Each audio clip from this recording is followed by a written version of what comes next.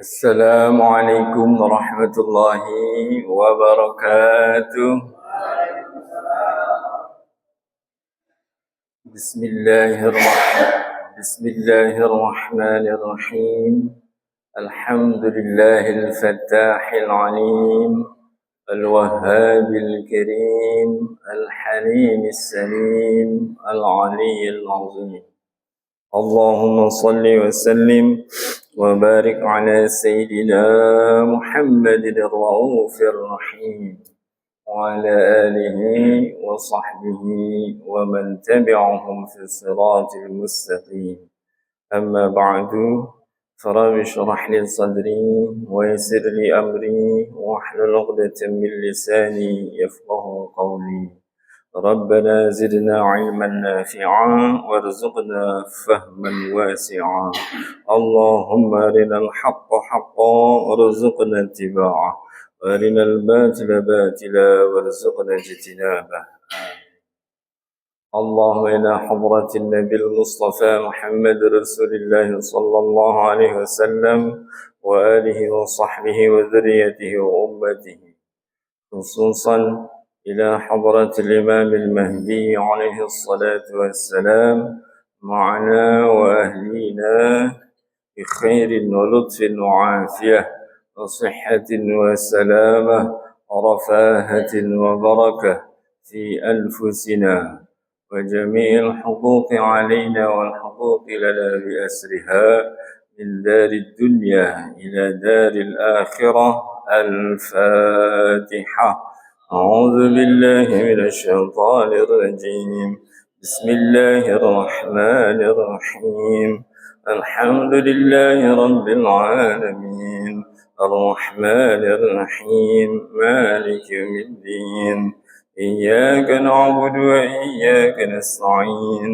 اهدنا الصراط المستقيم صراط الذين أنعمت عليهم غير المغضوب عليهم ولا الضالين.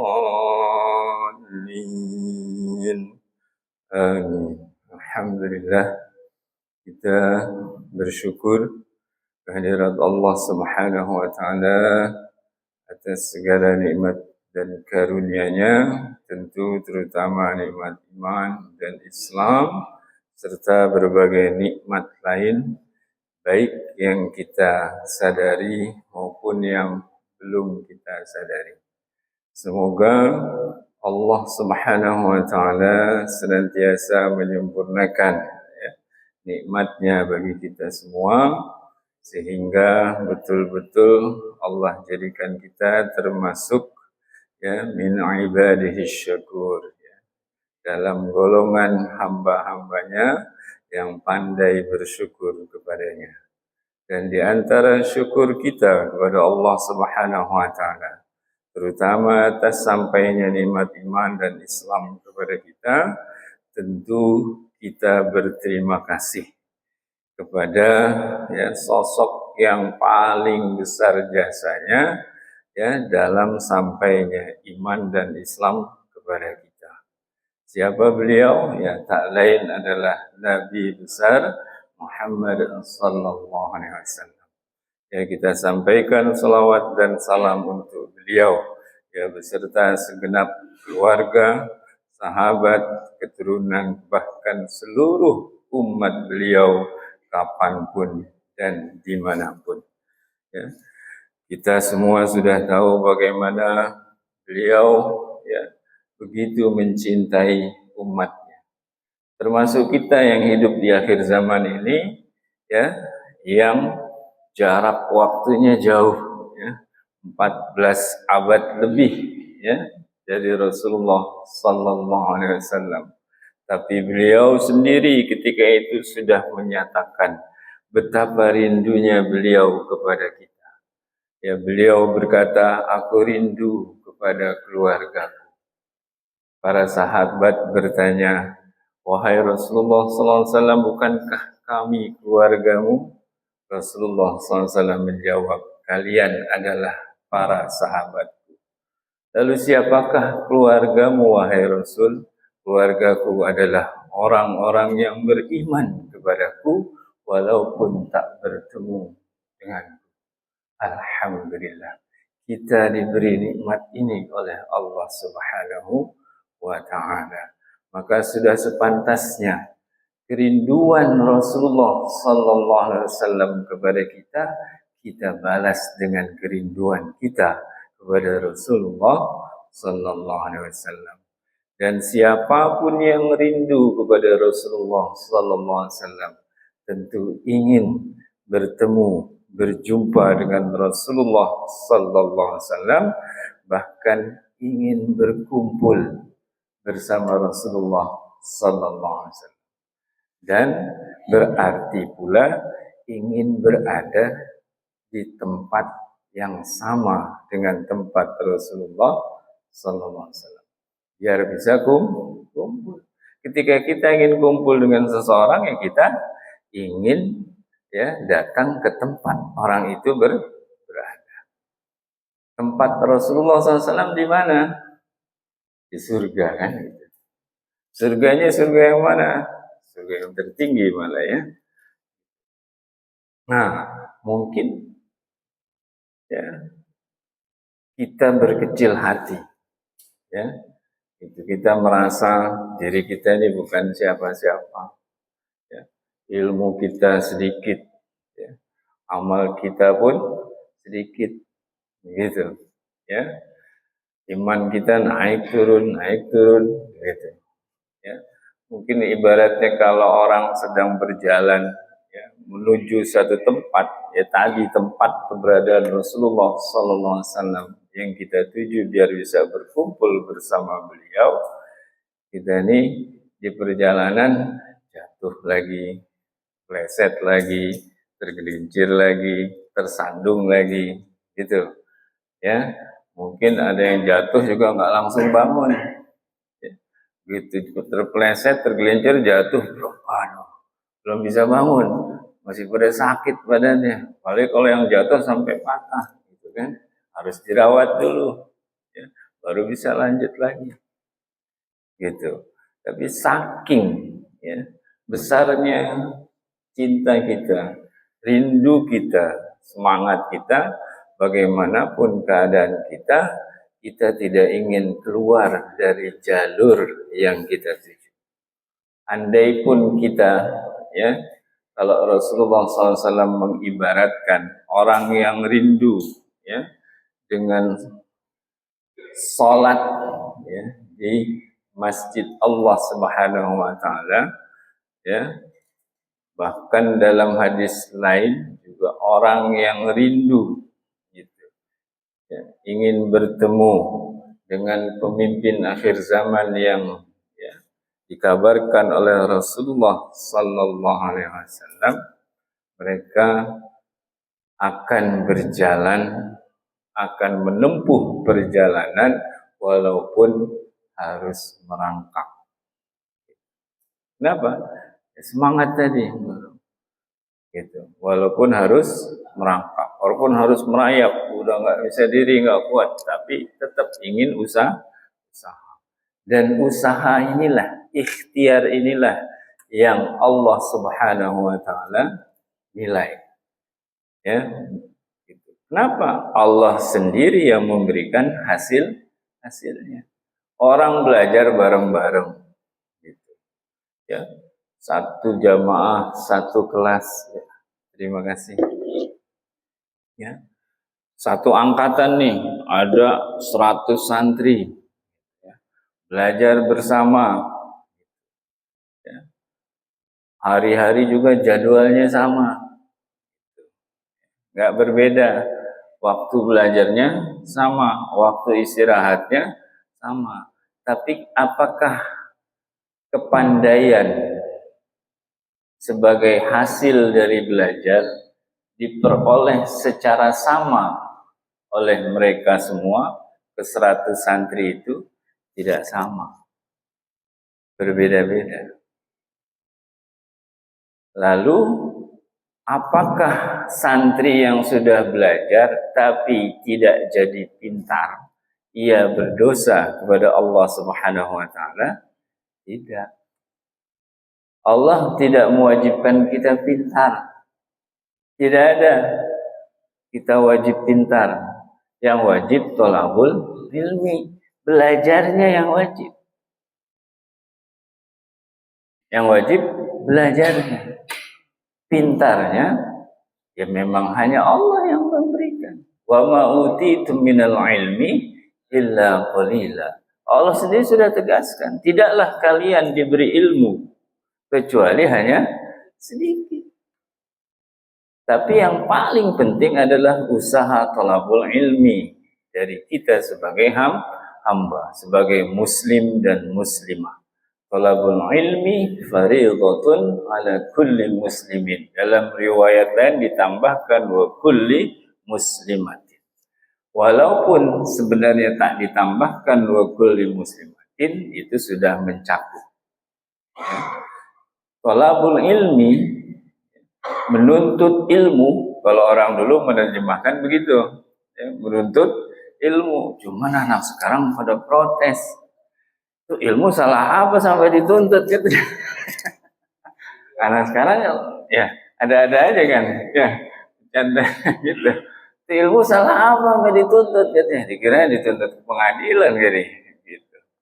Nah, makanya ya kan, ya mungkin terjemah lain ya gitu ya, yang lebih praktis ya cari ilmu gitu kan, cari ilmu, bahkan yang lebih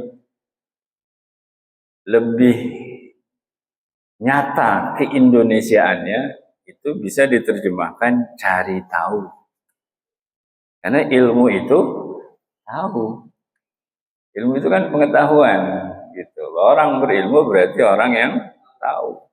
Dan di antara dalil kemuliaan orang berilmu jelas, hal yastawil ladzina ya'lamun wal ladzina la ya'lamun.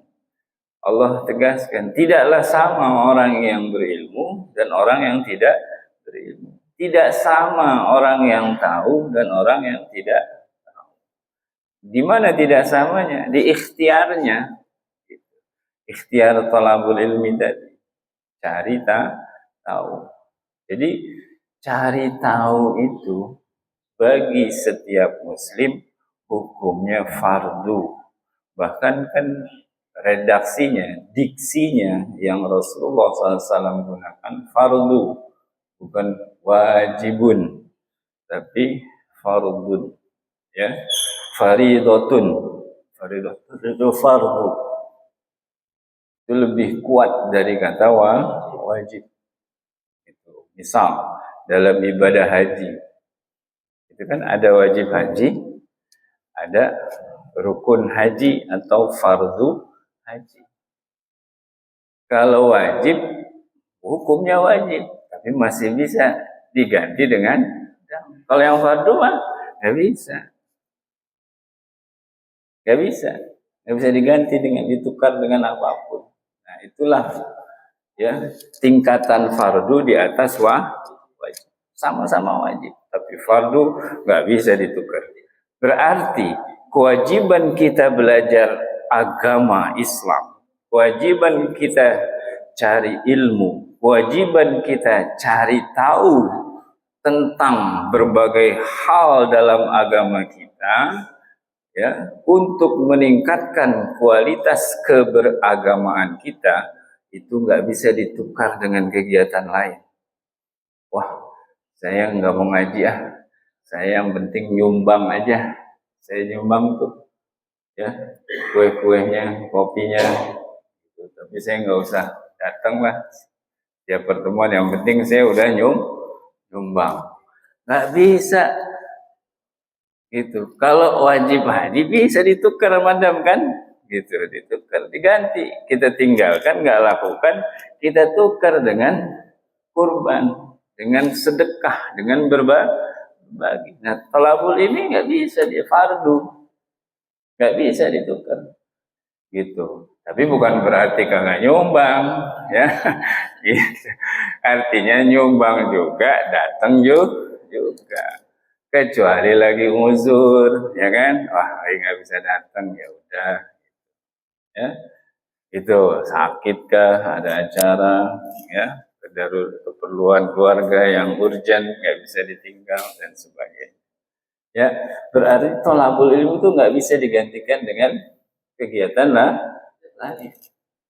Ya, fardu harus dilakukan sendiri, gitu. Ya, dan hanya itu, gitu. Dan masa thalabul ilmi, masa ya durasinya itu minal mahdi ilal wahdi.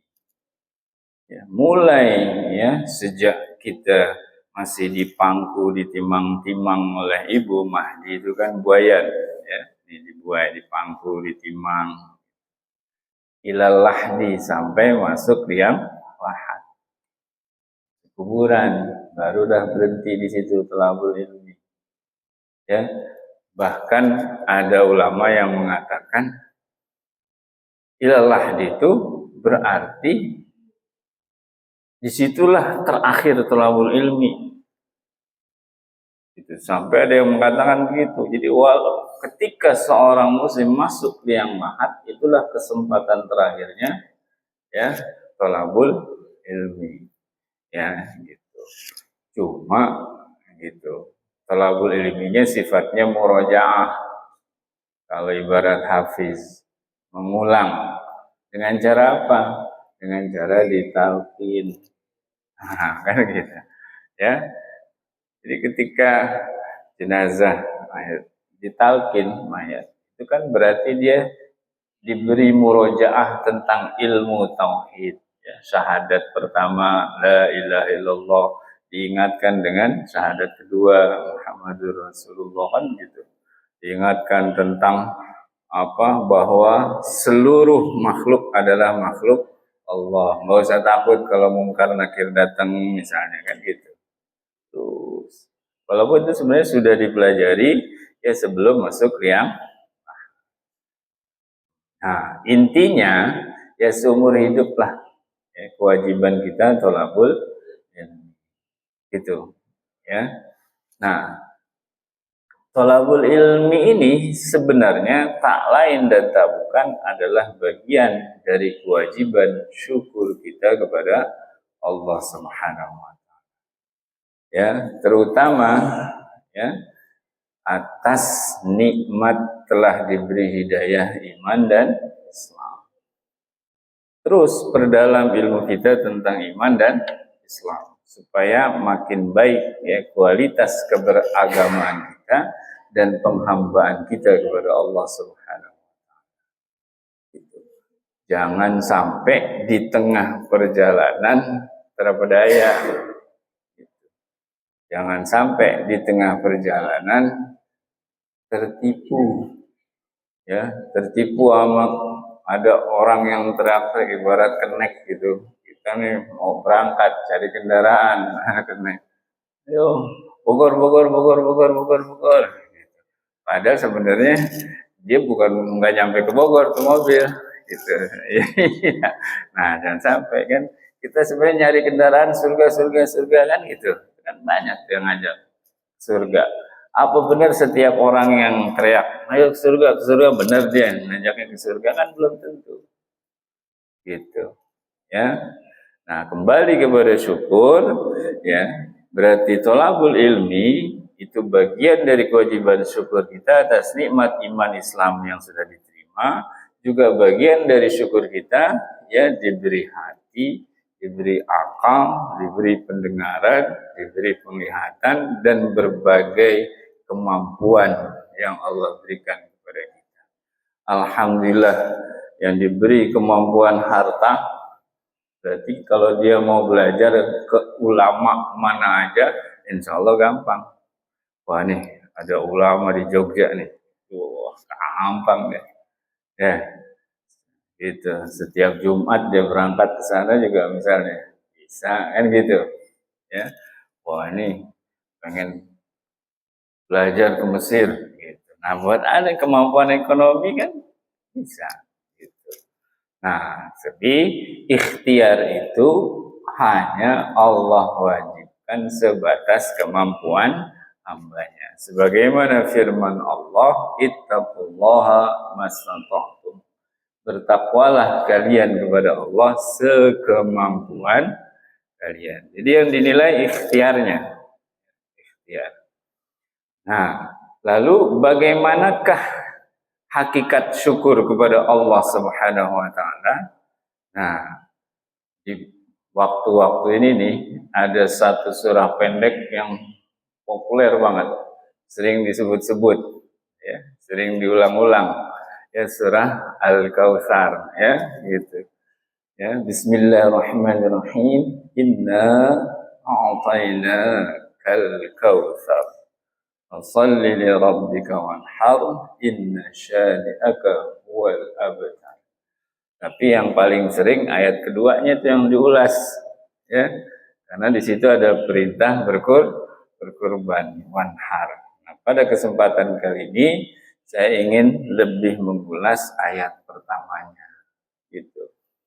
Inna a'tainakal kautsar. Inna, sungguh. Berarti ini penekanan dari Allah, ya. Sungguh kami, gitu. Maksudnya berarti Allah. Apa berarti Allah banyak? Bukan. Kami ini dalam bahasa Arab itu sudah biasa, ya, digunakan untuk menunjukkan subjek yang tunggal, ya. Tapi kenapa menggunakan, ya, kata gantinya kami padahal yang dimaksud itu tunggal?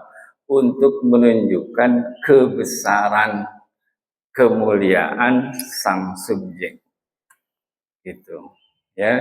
Jadi kebesarannya itu, ya, begitu besar, ya.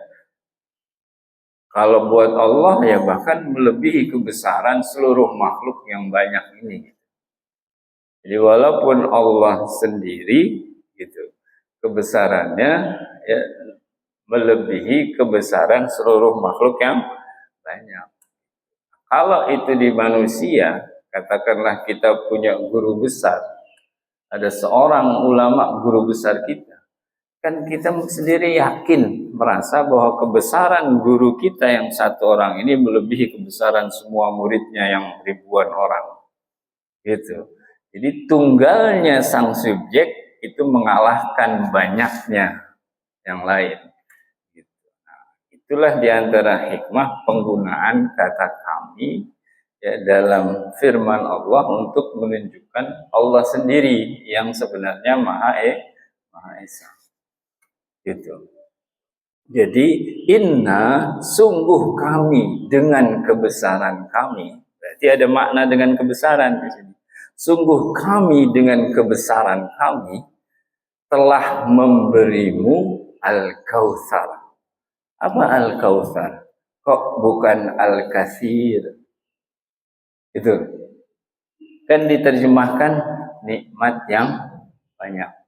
Nih, terjemahannya kalau kita lihat nih, terjemahan Quran bahasa Indonesia itu kebanyakan diterjemahkan sungguh kami telah memberimu nikmat yang banyak. Padahal banyak dalam bahasa Arab itu katsir. Tapi kenapa di sini pakai kautsar? Karena maksudnya bukan sekedar banyak, nikmat yang begitu banyak. Saking banyaknya, wa in ta'uddu nikmatallah la tuhsuha. Nggak bisa kita itu. Bahkan nggak bisa kita syukuri dengan pas. Nggak bisa kita syukuri dengan sepadan. Siapapun yang sadar nikmat Allah, betapa besar, banyaknya, luasnya, maka akan sadar bahwa ia tak sanggup mensyukurinya. Tak sanggup. Nah, itulah diantara hakikat syukur. Ketika seorang hamba sudah menyadari bahwa ia sebenarnya tak mampu mensyukuri nikmat yang Allah berikan kepadanya, karena begitu banyak nikmat Allah, berarti dia sudah sampai pada salah satu rukun hakikat syukur. Kesadaran bahwa sebaik apapun syukur kita, Sebaik apapun ibadah kita, sebaik dan sebanyak apapun amal kita, gak akan bisa membayar nikmat Allah Subhanahu wa Ta'ala. Itu hakikat syukur. Rukun pertama. Alhamdulillah, ya, sudah banyaklah yang menyadari ini, ya, bahwa gak bisa kita. Pokoknya kita udah ikhtiar aja. Gitu. Kalau betul-betul untuk mensyukuri sepadan dengan nikmat yang sudah Allah kasih itu nggak bisa.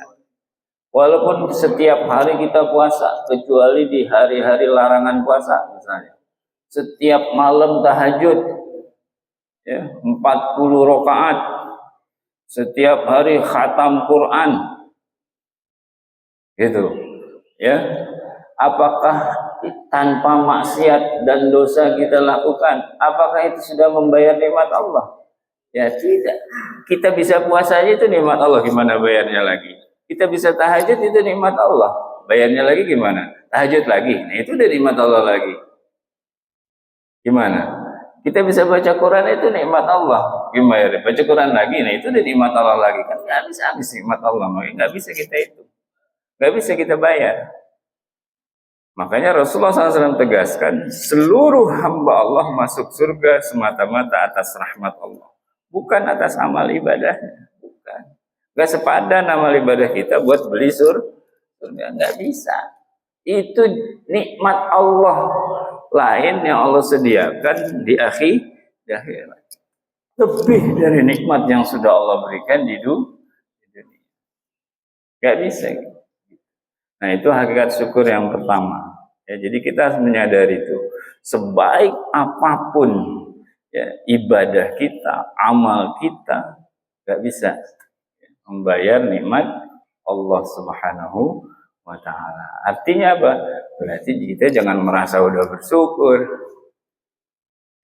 Jangan merasa sudah syukur. Jangan merasa amal kita, ya, itu udah cukup gitu untuk mendapatkan berbagai hal baik yang kita inginkan dari Allah gitu. Jangankan untuk membayar, membeli kebaikan yang kita harapkan dari Allah. Berarti kan kebaikan baru nih. Kita banyak berharap kebaikan-kebaikan yang kita rasa saat ini belum kita dapat. Untuk membayar yang sudah kita terima aja nggak cukup, gitu. Jadi nggak pantas kita, misalnya nih, sudah ngamalin waqiah, ya, sudah ngamalin waqiah, istiqomah surah Al-Waqiah udah dibaca, gitu, ya, istiqomah surah Al-Waqiah udah dibaca, tapi 4 tahun udah diamalin kok belum kaya-kaya. Terus pantas nuntut kepada Allah. Ya Allah, kan saya udah baca waqiah ini, udah 4 tahun ini bagaimana? Nah, jangankan untuk kita minta kebaikan baru, untuk bayar kebaikan yang udah kita terima aja belum cukup. Gak pantas kita nuntut. Berarti amal ibadah kita apa ya? Udah itu niat syukur taqarrub ila Allah. Justru menunjukkan penghambaan kita sebaik mungkin kepada Allah Subhanahu wa Ta'ala. Wah, nah gimana tipsnya nih biar kita mudah menerima, gitu kan? Biar kita mudah nggak nuntut-nuntut lah macam-macam kepada Allah atas amal kita. Berarti kita harus sadar bahwa amal itu sendiri adalah milik Allah. Kita bisa sholat, siapa yang gerakin? Allah. Kita bisa puasa, siapa yang kasih kekuatan? Allah. Kita bisa sedekah, dari mana duitnya? Dari siapa? Rezeki dari Allah. Ya kan?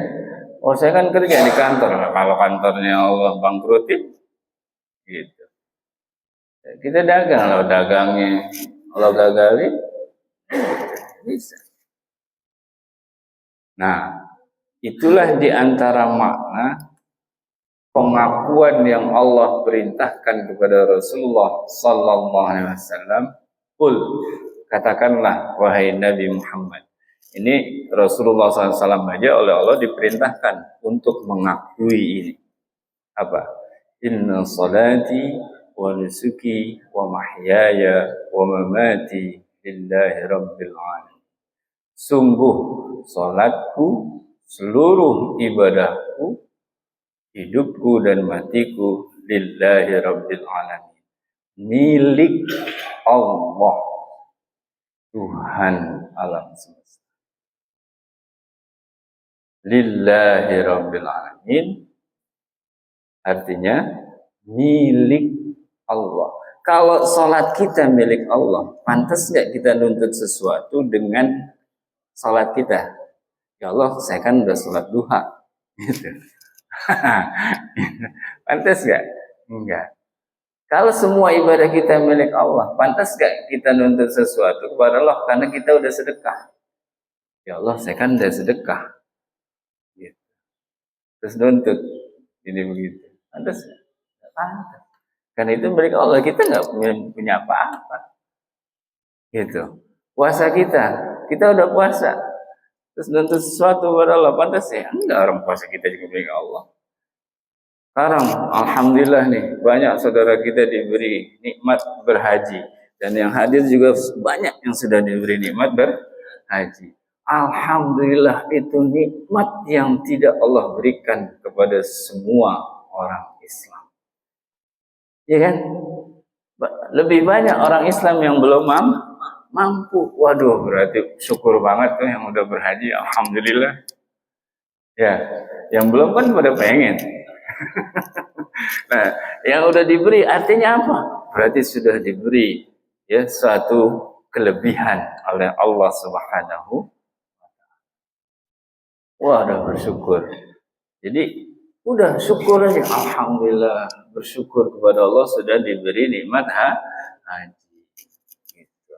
Nah, ketika sikap syukur ini yang timbul, ya, maka yakin pasti dia pulang dari hajinya haji mabrur. Apa? Karena nggak ada dia kepikiran buat nuntut apa-apa gitu atas ibadah hajinya. Termasuk nuntut orang lain manggil haji, nggak ada. Waduh, saya udah haji, manggil saya Pak Haji, gitu. Itu kan berarti nuntut sesuatu atas amal yang milik Allah. Kamu udah haji, emang haji kamu milik siapa? Kan gitu. Pantas nggak? Ya enggak. Gitu. Yang pantas adalah kita bersyukur. Alhamdulillah, yang lain belum dikasih haji, saya udah dikasih haji. Waduh, luar biasa. Insya Allah, ya kan? Setiap orang yang diberi nikmat haji, Allah berangkatkan haji pasti nangis. Ya Pak Haji ya, haru begitu sampai diberi, alhamdulillah saya dikasih oleh Allah nikmat berhaji. Begitu sampai di sana, nangis semua itu. Kenapa?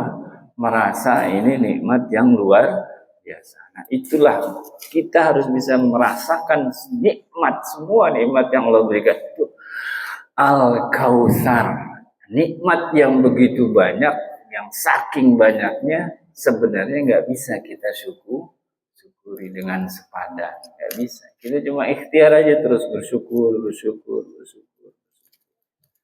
gitu. Nah, golongan manusia yang paling tinggi derajatnya ya di hadapan Allah Subhanahu wa taala siapa? Para nabi dan para rasul. Kenapa kok mereka ya mendapatkan tempat paling mulia di antara seluruh golongan manusia? Karena sebenarnya mereka adalah golongan manusia paling bersyukur. Itu. Karena mereka paling bersyukur, maka mereka paling tinggi kemuliaannya di sisi Allah. Banyak buktinya kalau kita lihat di sirah para nabi. Misal Nabi Yunus alaihissalam udah berdakwah pagi, siang, sore, malam. Dakwahin kaumnya. Iya kan? Emang didengerin, diikutin. Wah, dibully malah. Kan gitu. Dibully. Ya. Lalu ya, dia pergi ninggalin kaumnya. Terus emang sama Allah dikasih hadiah gitu yang enak? Agak. Sama Allah dilempar, cemplungin ke laut, terus ikan suruh nelan. Kondisinya saat ditelan ikan gimana? Kalau saya pernah lihat ada komik zaman dulu, suka ada komik cerita Nabi ya. Nah, ada cerita Nabi Yunus di dalam perut ikan. Di komik itu digambar apa? Dia lagi duduk sila gitu dalam perut ikan yang luas gitu. Terus isinya air. Kayaknya lega banget tempatnya. Nah, yang sudah belajar biologi, tapi kayaknya sebagian udah lupa nih. Dulu sih di sekolah udah belajar gitu. Organ, alat-alat pencernaan itu punya sifat khusus. Apa? Disebut gerak peristaltis. Gerakan meremas. Jadi kalau ada zat masuk, itu akan diremas oleh alat pencernaan ya untuk dicerna gitu. Iya kan? Emang lega. Ususnya tadinya begini. Begitu ada yang masuk dia begini meremas-remas untuk dicerna sampai lumat, hancur. Terus saripatinya diambil. Itu yang dialami Nabi Yunus alaihissalam di perut ikan 40 hari. Begitu masuk ke perut ikan, masuk ke usus ikan, nafas aja susah. Ya bayangin, udah lepas di dalam usus. Kira-kira tersiksa nggak? Tersiksa. Ya, terus sampai masuk ke lambung. Nah emang di lambung nggak kerja, sama. Itu kalau bukan mukjizat yang Allah berikan, mati gitu. Nah, alhamdulillah setelah tobatnya Allah terima, Allah keluarkan. Nah, pertanyaannya, Nabi Yunus alaihissalam kan sebelumnya udah kerja keras dakwah, ya, timbang keluar sebentar gitu, dikasih hukuman oleh Nabi Yunus, ngambek nggak? Enggak. Coba kita udah kerja, kayak gitu, pagi siang sore malam kita udah dakwah, kita tinggalin sebentar nih, kena hukuman, ngambek nggak? Iya. Nah, tapi Nabi nggak ngambek, Pak. Kenapa? Bersyukur. Sikap syukurnya tinggi. Sikap syukurnya tinggi. Kenapa sikap syukur para nabi bisa tinggi?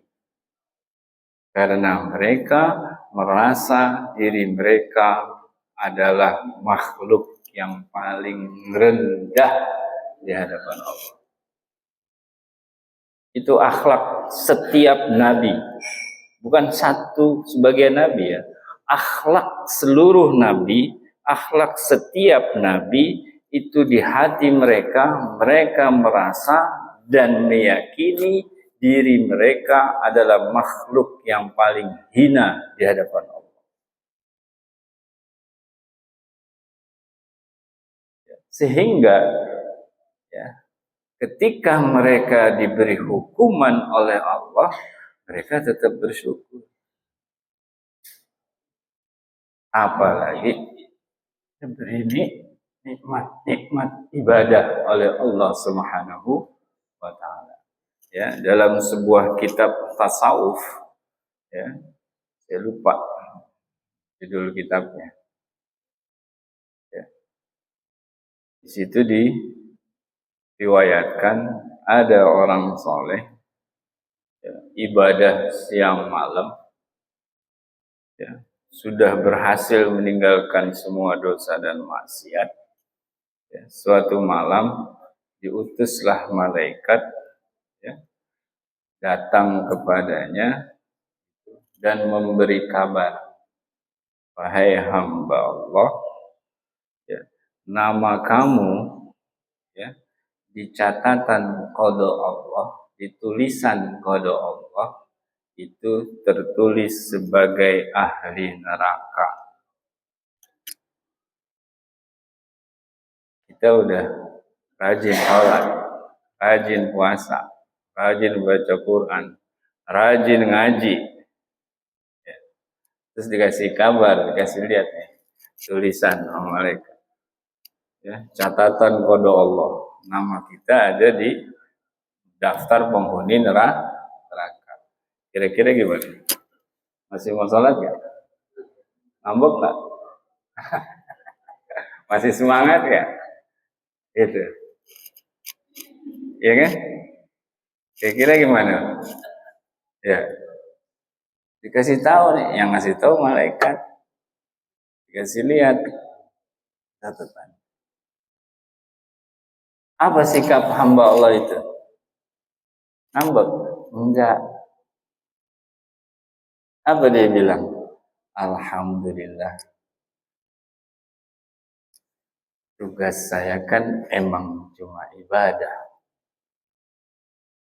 Gak ada tugas saya harus masuk surga atau neraka. Itu mah urusan Allah. Ya, surga punya Allah, neraka punya Allah, diri saya punya Allah. Tugas saya illa liya'budun, hanya menyembah Allah. Alhamdulillah, saya bersyukur sudah diberi kesempatan beribadah kepada Allah. Setelah masa ibadah saya selesai, ya terserah Allah. Allah mau apain saya. Itu. Syukurnya sudah sampai puncak. Kenapa? Karena betul-betul hatinya sudah merasa bahwa dirinya bukan apa-apa. Nggak punya apa-apa. Ibadahnya bukan punya saya. Ibadah saya. Saya bisa ibadah, bersyukur udah dikasih nikmat ibadah, mau dikasih. Diciptakan, dikasih ibadah. Surga mau punya Allah, neraka punya. Terus malaikat gimana habis dengar jawaban itu? Balik kepada Allah lah, lapor. Ya kan? Ya Allah, jawabannya begini. Terus apa yang Allah lakukan? Allah hapus tuh namanya dari daftar ahli neraka. Yamhullahu ma yasha wa yuthbit. Firman Allah. Allah bisa menghapus apa yang Allah kehendaki dan Allah tetapkan. Allah hapus namanya dari daftar ahli neraka. Allah tetapkan di daftar penghuni surga. Setelah, nah, itu karena apa? Syukur.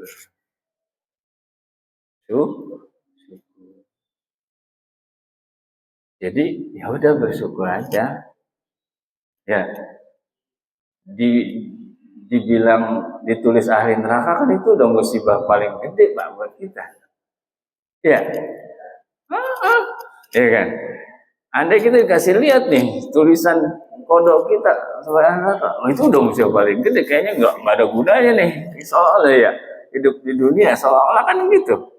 Padahal apa? Sepatutnya kita bersyukur sudah dikasih kegunaan ibadah. Kan berguna tuh berarti kita dikasih nikmat ibadah. Udah syukuri. Artinya apa? Berarti andai Allah uji dengan musibah apapun dalam kehidupan kita, syukuri aja. Udah bersyukur ya. Alhamdulillah, yang paling utama nikmat iman, Islam, ibadah masih Allah berikan. Syukur. Gitu. Ya. Jadi ketika kita betul-betul bisa merasa diri kita ini bukan apa-apa, bukan siapa-siapa, tak punya apa-apa, semuanya hanya milik Allah, maka syukur menjadi mudah. Contoh lain, ya katakanlah ya kita punya apa ya, punya majikan gitu ya. Kita juga punya rekan kerja gitu, katakanlah seperti itu. Ya, kerjaannya sama. Ini majikan orang mulia gitu. Ya, tapi suatu ketika ya, kita sama-sama dipanggil. Ya, itu rekan kita dikasih duit 100 juta. Kita dikasih duit 10 juta. Apa gimana? Bersyukur apa protes? Protes. Iya. Nah, tapi buat orang yang dia merasa beruntung sudah bisa berkhidmat, mengabdi kepada orang mulia itu, karena betul-betul merasa saya bukan apa-apa, saya diterima aja, boleh mengabdi di rumah dia, alhamdulillah bersyukur banget. Kalau rekan kerja saya memang pantas, dia memang orang pintar, gitu, emang orang mulia juga, gitu kan. Nah, jadi kira-kira gitu lah. Kita jangan iri lihat kalau seolah-olah ada hamba Allah yang lain, kayaknya nikmatnya kelihatannya lebih banyak gitu. Ya, jangan iri. Udah bersyukur. Emang kan kalau kita renungkan, apa sih yang membuat kita pantas dikasih nikmat lebih banyak dari orang itu? Kita punya apa? Ya ada gitu. Kalau kita sadar kita bukan apa-apa, nggak punya apa-apa, ya ada protes. Yang ada syukur, syukur. Kan gitu. Jadi kita diberi kesempatan, alhamdulillah sudah bisa mengabdi kepada Allah. Mengabdi itu kan terjemahan dari ibadah. Ya. Mengabdi itu terjemahan lain dari ibadah. Abdi kan dari abdun. Abdun itu orang yang beribadah. Mengabdi. Jadi kita dikasih kesempatan sudah bisa mengabdi kepada Allah dengan baik. Wah, itu udah nikmat. Orang saya bukan siapa-siapa. Gitu. Ya, para nabi dikasih kedudukan tinggi, surga paling tinggi. Pantas. Imannya gak pernah turun. Naik terus imannya. Gak ada nabi yang imannya naik turun. Naik terus imannya. Nah, kita naik turun. Naik lagi, turun lagi. Ada juga kadang begitu. Naik, turun, turun, turun, turun. Nah, naik lagi, turun lagi, naik, naik. Ada begitu. Kadang banyak turunnya. Naik, naik, naik. Nah, ya, kan gitu. Amal apalagi gitu. Kalau jauh lah sama Nabi. Gitu. Tapi kan kita berharap di surga bareng para Nabi. Terutama Nabi kita, Muhammad SAW. Nah, kira-kira gimana? Ya udah bersyukur aja. Insya Allah, Allah kabulkan. Dengan melihat syukur kita yang tulus. Bersyukur. Gitu. Nah, di antara makna Al-Kautsar, surah Al-Kautsar ini berlaku buat Nabi Muhammad SAW aja atau buat seluruh umat Islam? Seluruhnya. Berarti Firman Allah, sungguh kami telah memberimu nikmat yang banyak, berlaku untuk semua. Maka sepatutnya setiap muslim merasa dirinya lah yang diberi nikmat paling banyak oleh Allah. Sehingga dia akan menjadi hamba yang punya sikap bersyukur puncak. Kenapa? Karena merasa dirinya yang paling disayang oleh Allah. Ada orang tua nih, sifatnya penyayang kepada anaknya. Semua anaknya benar-benar diberi kasih sayang maksimal, optimal. Kalau ditanya nih anaknya satu-satu, kira-kira ya dari anak-anak bapak ibu ente yang paling disayang siapa? Aneh, gitu. Kita tanya yang nomor 2 siapa? Sama jawabannya. Saya yang paling disayang. Saya anak nomor 3. Nah, gue yang paling disayang mah, gitu. Kenapa bisa begitu? Karena semuanya merasa sudah diberi kasih sayang paling besar. Nah, itulah sepatutnya akhlak hamba Allah. Emang iya kita diberi nikmat paling besar. Nih, salah satu renungannya. Di antara seluruh manusia, hamba Allah, bahkan di antara para nabi dan rasul, yang paling banyak diberi nikmat siapa? Yang paling besar. Siapa? Nikmat paling besar Allah berikan siapa? Nabi Muhammad SAW. Ya kan? Nah sekarang Nabi Muhammad Allah berikan buat kita. Coba. Berarti kita dapat paling. Padahal kita bukan siapa? Kita bukan apa? Kekasih yang paling Allah cintai, Allah berikan buat kita. Kan salah satu dialog di malam Mi'raj, ya. Allah bertanya kepada Rasulullah SAW, wahai Nabi, alam ini milik siapa? Rasul menjawab, ya tentu milik engkau.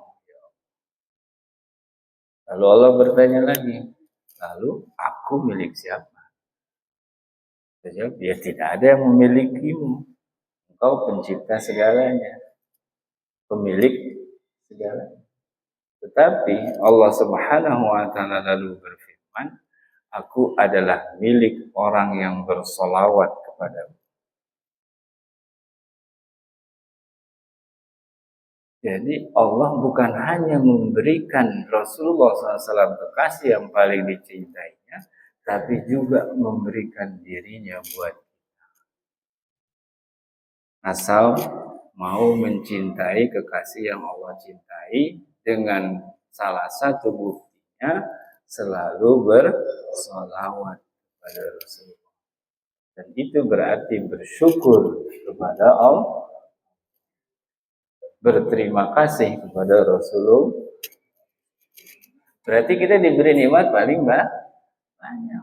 Tanpa harus mengalami ujian, cobaan berat para nabi, kita sudah Allah kasih melebihi yang Allah kasih kepada Nabi Yunus, melebihi yang Allah kasih kepada Nabi Ayub, melebihi yang Allah kasih kepada seluruh para nabi lain. Kenapa? Allah memberi kita Nabi Muhammad SAW, bahkan Allah sendiri menyerahkan diri. Aku milik orang yang bersolawat. Makanya kita tinggal bersyukur. Sekarang udah diberi Rasulullah. Allah sudah memberi kita Rasulullah SAW. Allah bahkan sudah memberi dirinya sendiri. Masih pengen yang lain? Nah, kan gitu. Ya, berarti andai nggak dikasih yang lain, wah udah puas banget. Ya, udah dikasih nikmat yang paling banyak. Berarti kita patutnya yang paling bersyukur. Ya, nah mudah-mudahan ini menambah semangat kita bersyukur ya. Gitu. apa aja ya udah kecil lah, ujian apa aja mah udah Allah kasih Rasulullah sama Allah sendiri, ya kan? Ya udah kita tinggal manteng aja, bersyukur, udah fokus nikmatin Allah, nikmatin Rasulullah sallallahu alaihi wasallam, nikmatin ibadah, kesempatan mengabdi kepada Allah. Bersyukur, baik mengabdi kepada Allah sebagai hamba individual maupun sebagai makhluk sosial. Itu semua jadikan pengabdian kepada Allah, sebagai suami, sebagai istri, sebagai anak, sebagai orang tua, sebagai kakak, sebagai adik, sebagai tetangga. Syukuri, nikmati itu sebagai bagian dari nikmat ibadah kita kepada Allah. Kita bisa berbuat baik kepada saudara kita, tetangga kita, keluarga kita, kerabat kita. Dia malah memfitnah kita. Ada yang pernah ngalamin begitu? Ya, gitu. Kalau saya pernah soalnya. Gitu. Kita udah bantuin. Ya, dia lagi susah kita bantuin. Gitu. Ya, dia lagi butuh kita bantuin. Ya. Di belakang omongannya jelek banget, gitu. Terus apa kita sakit hati? Jangan, Pak. Bersyukur kita udah dikasih nikmat berbuat baik. Itu mah udah urusan dia. Yang untung dia, ya gitu kan. Kalau yang rugi, udah kita udah dapat untung, udah nggak usah sedih, nggak usah sakit hati. Nikmati, syukuri nikmat ibadah, nikmat perbuatan baik yang Allah beri. Nah, udah gitu ya. Mungkin ya, sekian dulu. Mudah-mudahan bermanfaat untuk kita semua.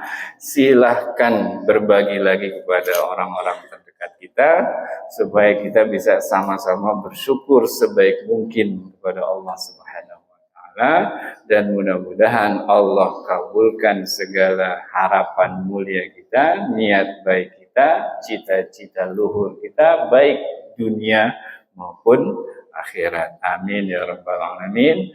Mohon maaf lebih kurang dari saya. Subhanakallahumma wa bihamdika asyhadu an la ilaha illa anta astaghfiruka wa atubu ilaik. Subhana rabbika rabbil izzati amma yasifun wa salamun alal mursalin walhamdulillahi rabbil alamin. Wassalamu alaikum warahmatullahi wabarakatuh. Darussalam itu nama lain dari surga. Artinya bukan nama lain dari surga tertentu, tapi nama lain dari seluruh surga. Iya, termasuk Firdaus bagian dari Darussalam, cuma beda tingkatan. Itu aja. Jadi Darussalam itu kan secara bahasa artinya negeri keselamatan, negeri kedamaian.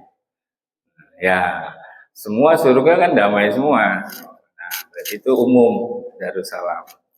Gitu, ya, gitu. Berarti bisa aja Allah angkat kita bersama ya para nabi rasul di surga Firdaus. Ya, mudah-mudahan Allah kabulkan. Ya, jadi doa itu nggak salah ya, tetap bukan berarti minta surga yang rendah ya. Itu pokoknya minta surga udah gitu. Nanti tingkatannya kalau kita pengen bareng Rasulullah ya minta aja lagi. Ya Allah gitu. Barengin saya sama Rasulullah SAW gitu. Ya, minta aja. Ya, Allah a'lam bishawab. Terima kasih kita ucapkan kepada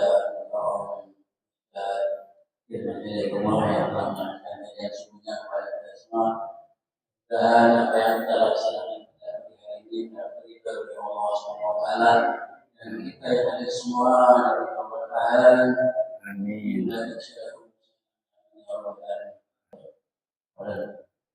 Astaghfirullahaladzim, astaghfirullahaladzim, astaghfirullahaladzim. Allahumma salli ala sayyidina Muhammad wa alihi wa sahbihi wa barik wa sallim.